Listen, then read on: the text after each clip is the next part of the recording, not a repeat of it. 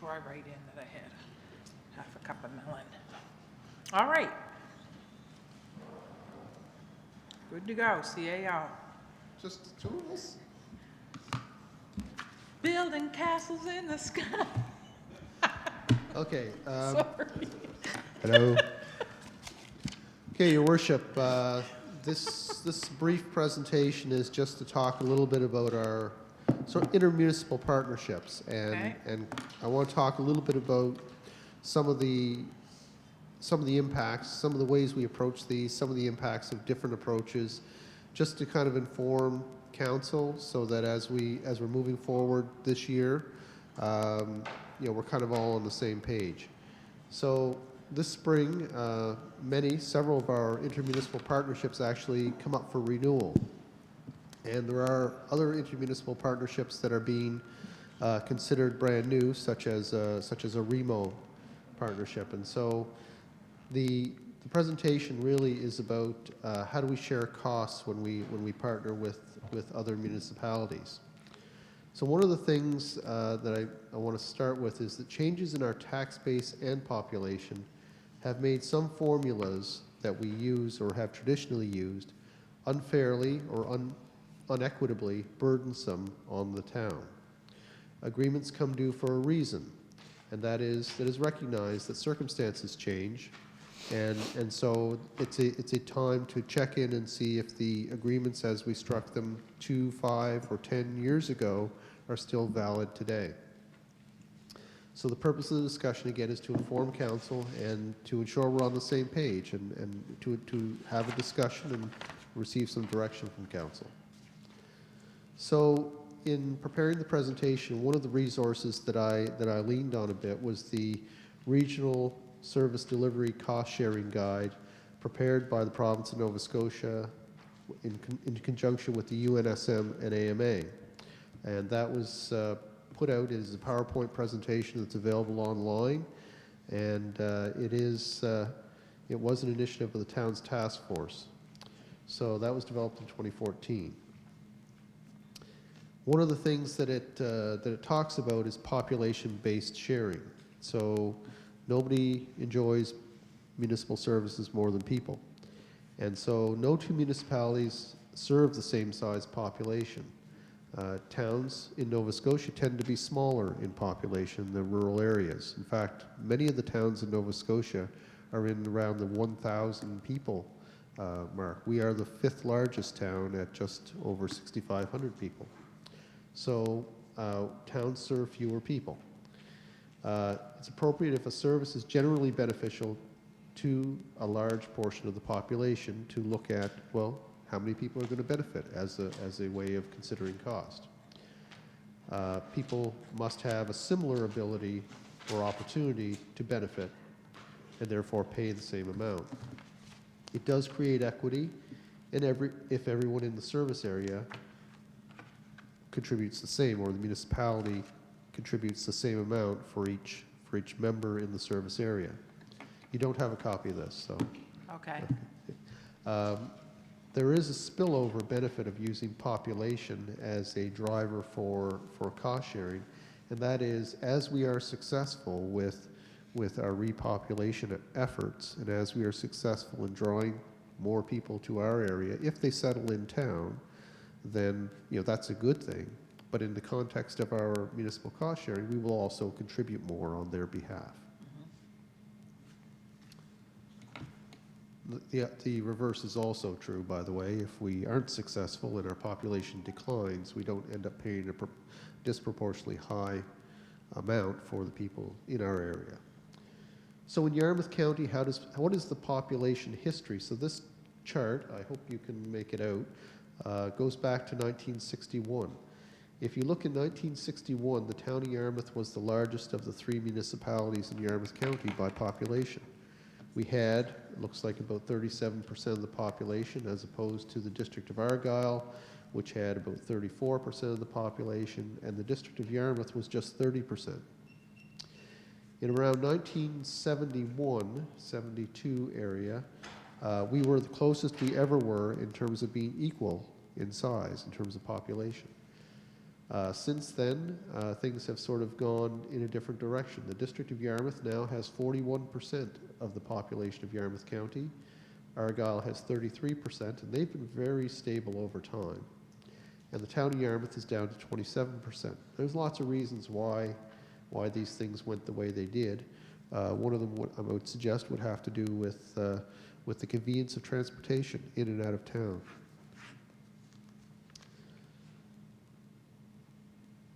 So, one more comment, and you can't see it obviously on this chart, but we peaked out in terms of population, total overall population, I'm going to say around 1996. And the population back in 1971, in the chart where everybody is the closest we ever were in terms of population, we are approximately equal in total population to where we are today. So the chart, if I had it here to show you, our population grew and it peaked 91, 96, and then it's declined as a county to we're now back about exactly where we were in 1971 in terms of population of our county. The difference is where the people have settled. There's another way of sharing costs between municipalities when we have partnerships, and the other one that is favored and common in use is uniform assessment. So uniform assessment is the combined total of commercial and residential taxable assessment. Again, no two municipalities are exactly the same. Towns tend to have a higher proportion of commercial tax base than rural municipalities, and if you think about it, that's kind of intuitively sounds about right. It is generally considered among municipal people as being reflective of municipalities' ability to raise revenue and to pay for services.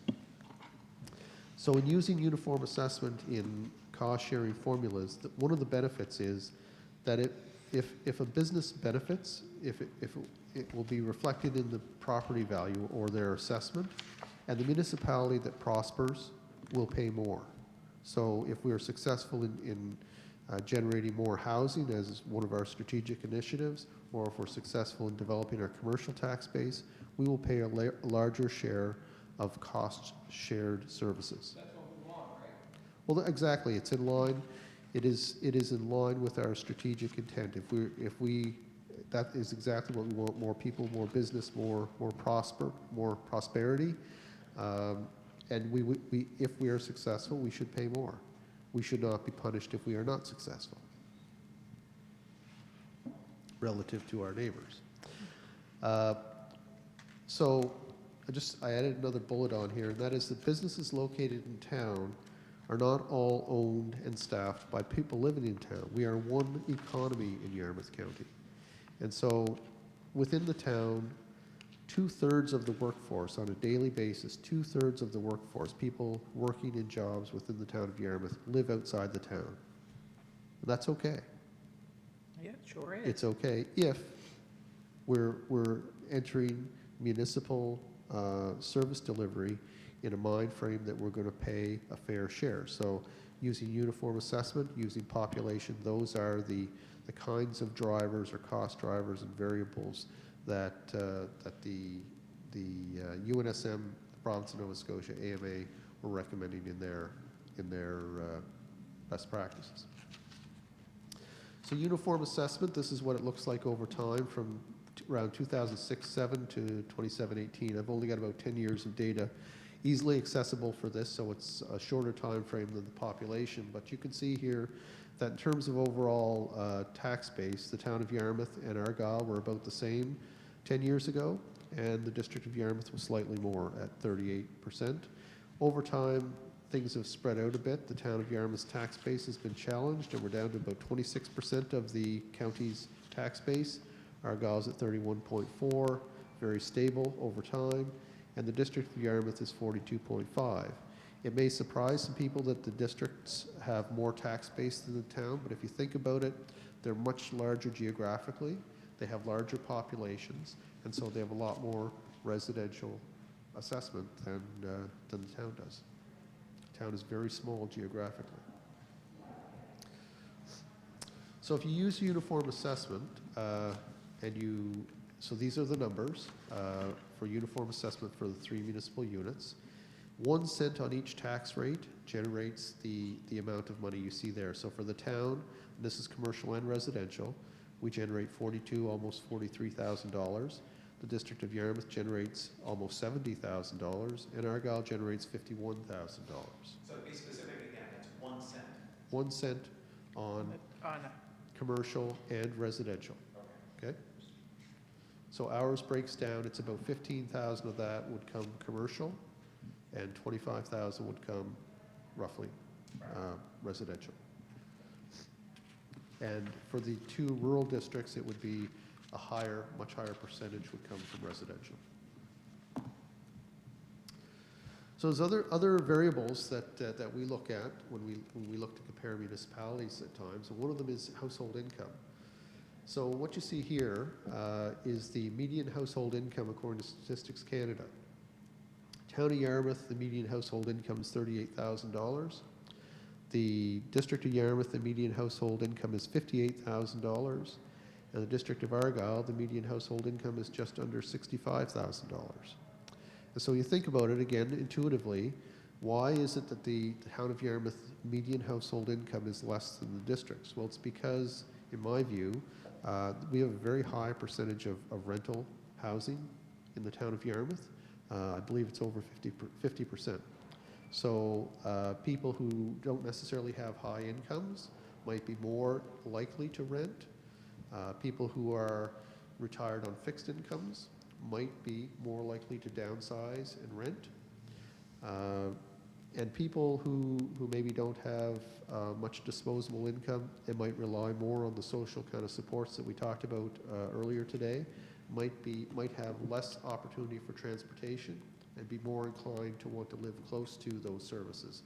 So for those reasons, on average, the Town of Yarmouth median household income is lower, significantly lower than our neighbors. So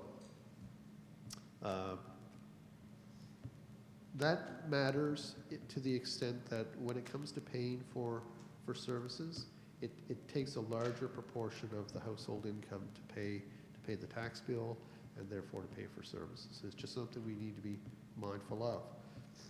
I have some other data that I had access to with regard to hockey registration. So sometimes we talk about, well, it should be a user fee, or it should be based on the number of users. This is one example that I had access to, so it's going to lead to an interesting chart. So minor hockey, Yarmouth minor hockey, this is just the boys. The girls are a separate organization, about 20 girls or so. But just for the boys for this year, 53 boys playing minor hockey come from the Town of Yarmouth, 144 from the District of Yarmouth, and 146 from Argyle. And again, so that's interesting. That kind of surprised me. But when you lay that data on the same chart as median household income, you see a similar slope. And again, intuitively, it makes a bit of sense. If you have less disposable income, you're probably less inclined to encourage your children to take part in what is at least perceived to be an expensive sport. And so as income goes up, so too does participation in that particular activity. And an older population.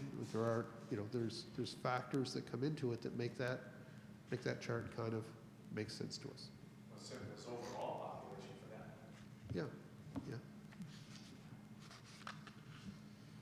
So imagine for a moment that you had a $9 million project. I picked 9 because it divides by 3 nicely. Okay? I did. So I could have been $9, but I picked $9 million because the numbers are bigger and more demonstrative. So if you had a $9 million project and you divide it by thirds, everyone knows how much money each municipality would pay. However, if you look at the population within each of those municipalities, and you said, well, how much does that cost per citizen, that $3 million? Well, in the Town of Yarmouth, it would be $460 per resident, whereas in the District of Yarmouth, it would be $304 per resident, or in Argyle, $379.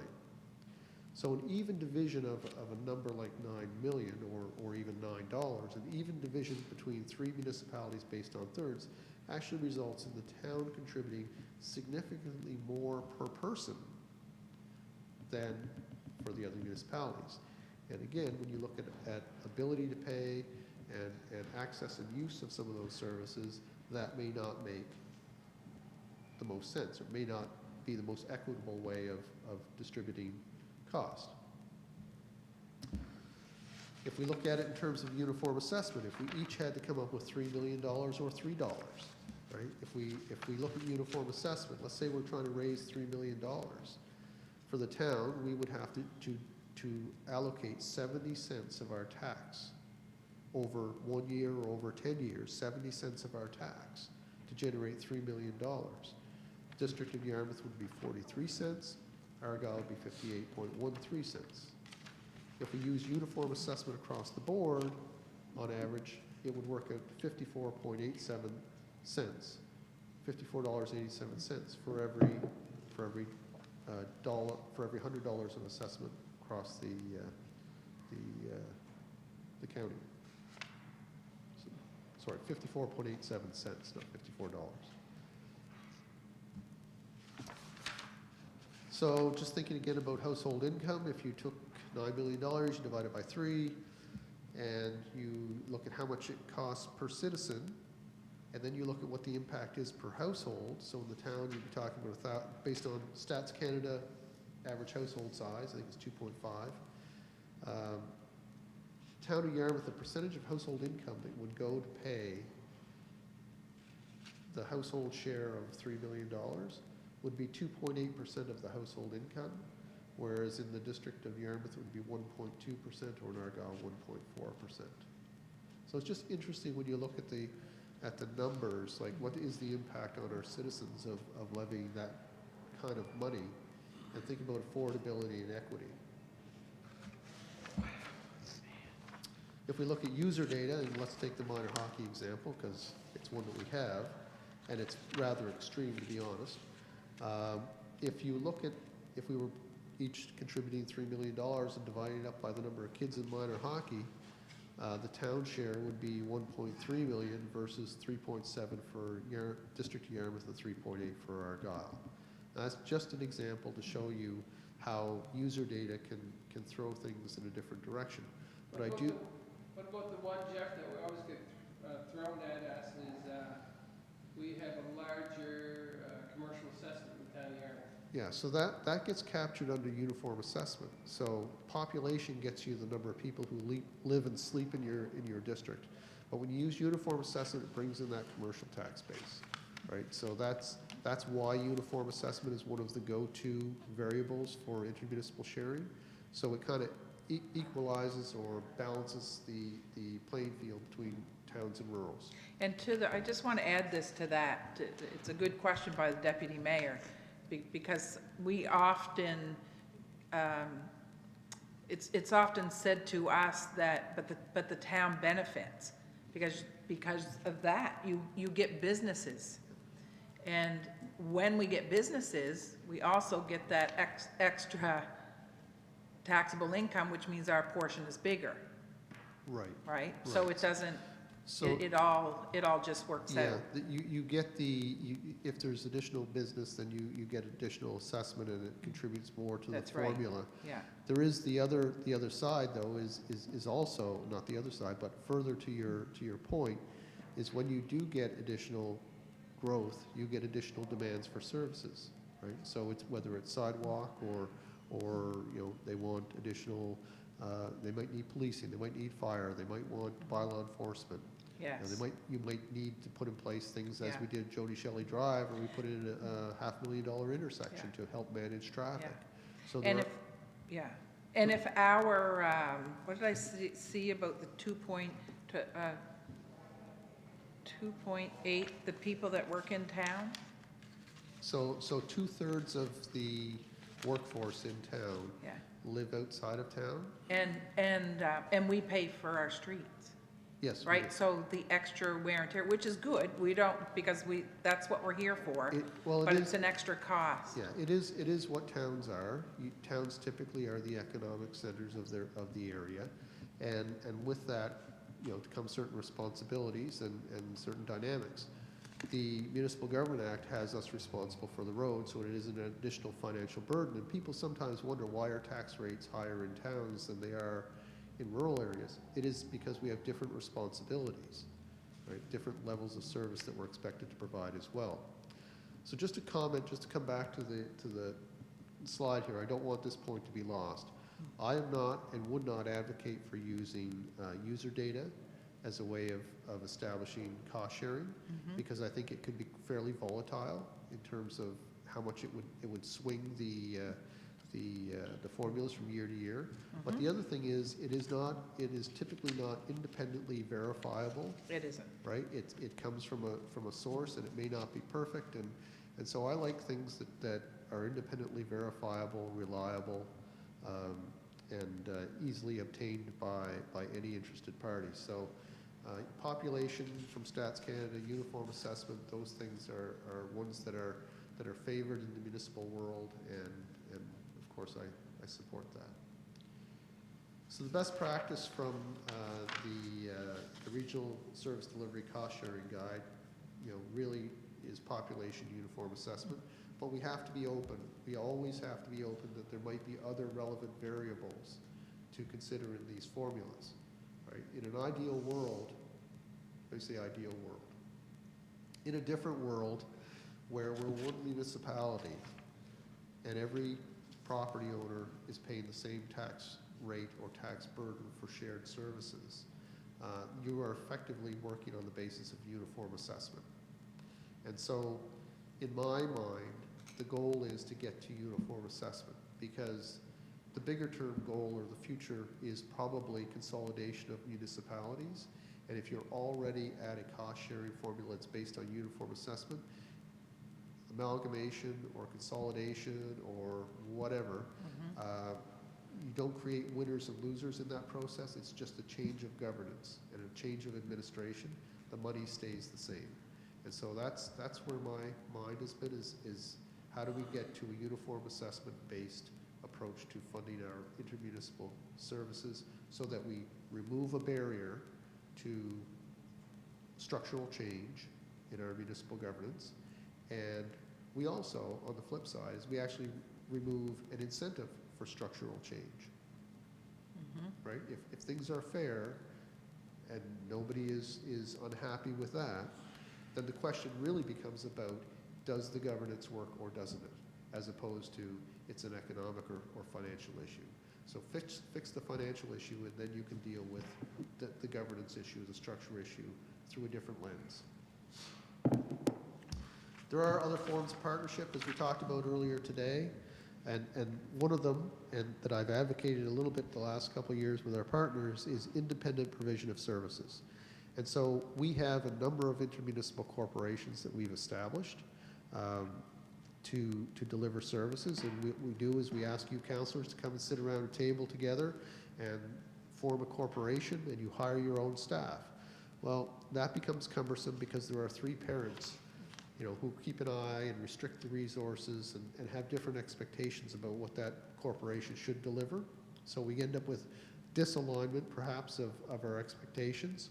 We have a poor cousin who's coming asking for money every year, and we have to consider that individually or independently in our budgets. And what ends up happening is it's the lowest common denominator, right? It's you want $100,000, but if one partner is not willing to pay their share of $100,000, then it becomes less to whatever the lowest common denominator is. So it is an imperfect model, but it is one that exists.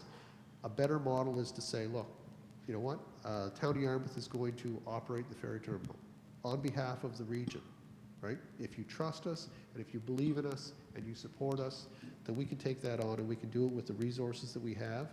We have a CAO to whom the staff are accountable to, who reports to council, one council, who can make decisions on budgets and on policy.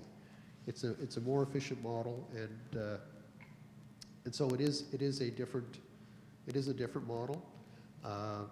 We got it earlier this year in the ferry terminal. I think it's worth considering in some of our other partnerships where the conditions are right. And as council or as committee of the whole has recommended to council earlier today, the airport may be one of those situations. At least we're going to simplify it. Look at that, that's all I had to say.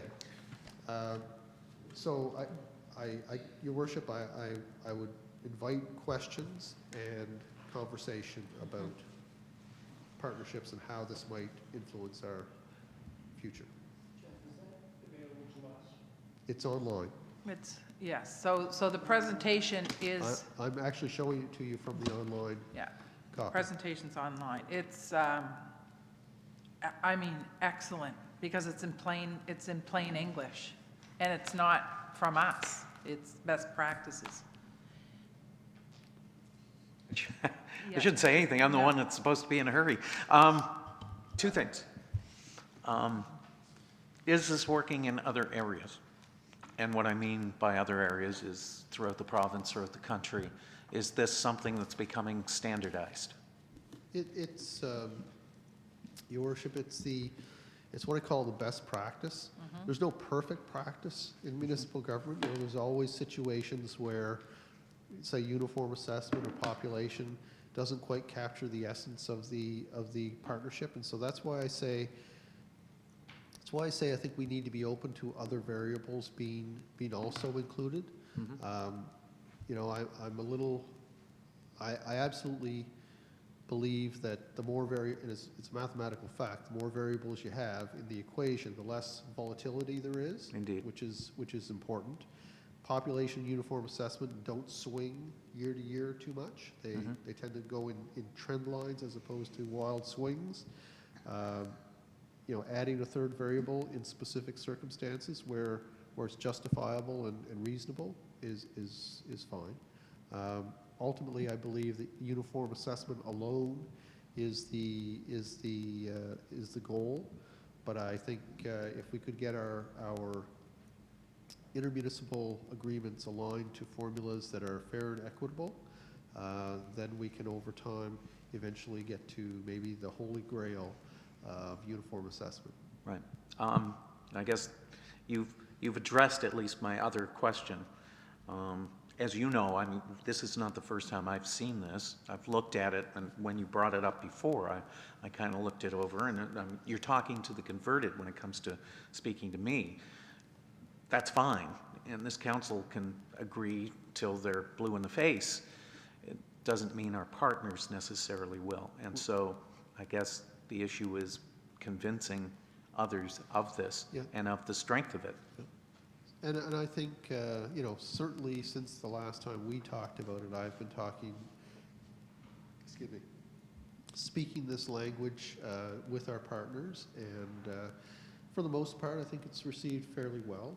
I mean, we're not making this up. This is widely established, you know, between municipalities around the province and beyond. But it isn't exactly what we have in place in all of our agreements today. So with that, it will take some time, and so the conversation, you know, with our partners is about how do we get there, and you know, are there other variables that they have in mind? It's a negotiation, a discussion, and you know, we have willing partners to partner with us on a wide variety of services. We have more intermunicipal partnerships than any other group of municipalities across the province. And that's because we're able to work together, we have a common interest. And so this is just one aspect of those partnerships. And as you can see from the graphs, things have changed over time. And when that becomes the case with agreements coming up for renewal this year, I think it's important that we look at this stuff. And the purpose here today was really just check in with council.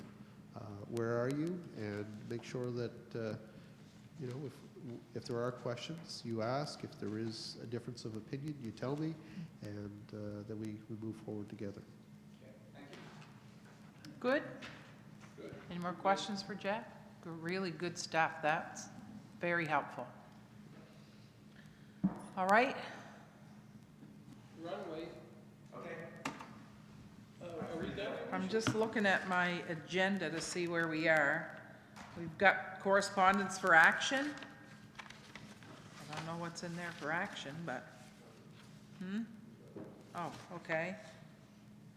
Previous in camera adjourn. Okay, we're good to go.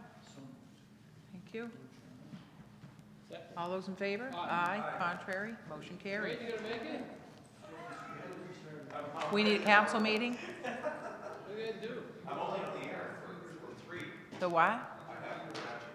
Oh, Pardon me? yeah, let's hang on to that. Yeah. What are we hanging on to? So, No, the intervener piece only because we're just getting more information. okay, good. Yep. Yeah. We can do that.